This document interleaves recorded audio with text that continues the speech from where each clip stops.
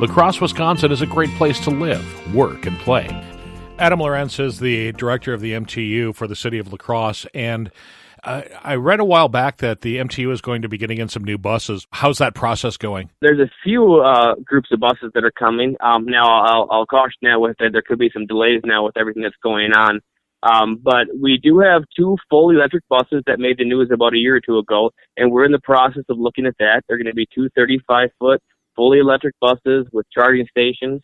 We're going to upgrade our infrastructure here at the bus barn to make sure that we can handle that, and not only handle the 2 buses we're getting, but try to start, gauging for the future of electric buses the way that we're going to go. We want to make sure that we have the capacity now, and I think that's the best use of money is to plan for it now.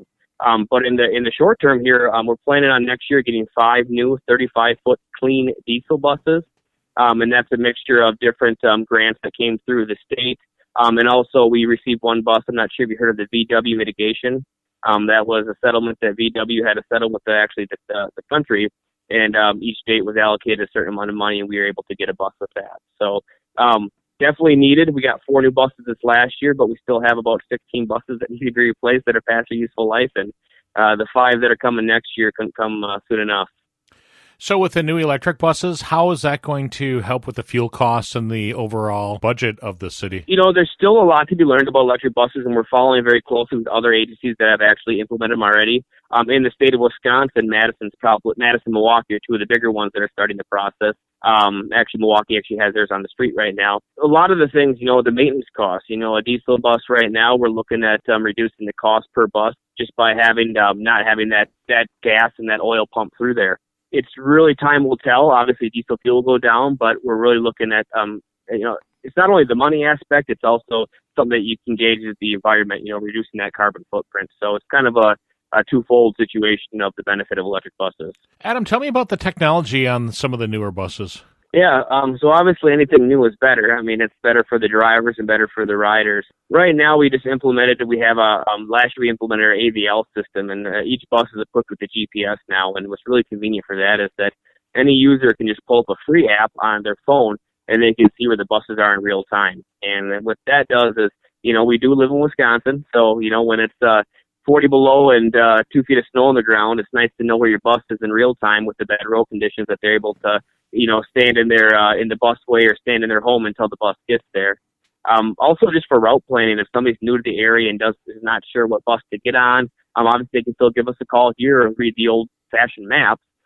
But to be able to pull up their phone and to look to see what buses are around them and just tap on that stop and see when the next bus is getting there is really, I don't say revolutionize, but it's really set us ahead of getting new riders on the bus. That's more like big city stuff, really. I mean, if you think about it. Yeah, absolutely. We're trying to change the culture of transit in the city of La Crosse. Obviously, we have our riders that depend on it, and our riders have been using it for many years. But, we want to break the door and get a lot of those first-time riders on the bus. And in order to do that, we have to, get some of those new technologies and some of, I'll call them luxuries. New buses are luxuries, to be able to ride in a new bus. So all those pieces kind of set us up to have that new ridership.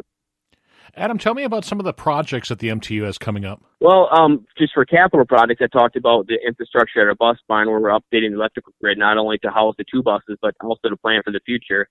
Just for, like I said, money savings, we're going to plan for it now so you don't have to keep digging up the ground and putting new conduit and new stations in every time we want to get new electric buses. But for the community projects, we had a couple of really great ones lined up this year, and unfortunately they got postponed until next year. But we're really trying to branch out and get our face out there. And one of them we had is a really cool project with the school district with the art teachers where we picked a community-based theme, and we had students from every one of the schools submit artwork. And our plans to wrap a 35-foot bus and have that rolling billboard of the kids' artwork roll through the city. And it's just a really great project to showcase the talent that we have here in the city of La Crosse, but also to have some buy-in with the transportation system and let kids understand what, public transportation is all about.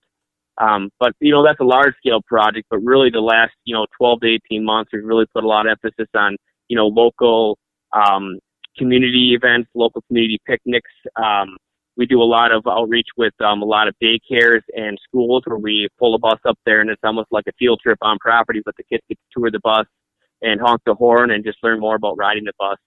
And then lastly, we've done a lot with working through with different businesses in the area, and we'll take a bus and do a private closed tour with their employees in their business, just to get people to feel the bus and understand about riding the bus, kind of more in a safe environment where they have somebody with them that they can do it together, and just to show them that the buses are really viable and efficient and safe option for them. The Year of Vision 2020 Conversations with Department Heads from the City of La Crosse is a podcastforhire.com production. For more information about La Crosse, visit the website cityoflacrosse.org.